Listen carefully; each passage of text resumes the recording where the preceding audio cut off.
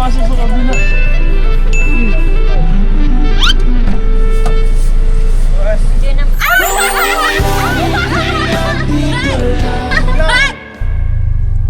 First time makikita nila mama yung sasakyan.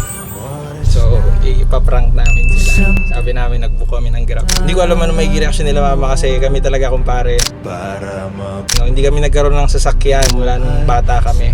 Kaya, excite ako! So, magiging reaction ni mama at papa.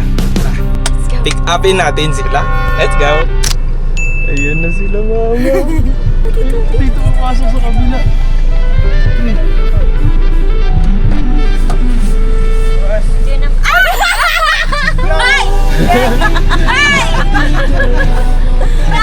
Pasok kayo, pasok. Good afternoon po. Good afternoon po. Your Grab for today? Kami ang Grab.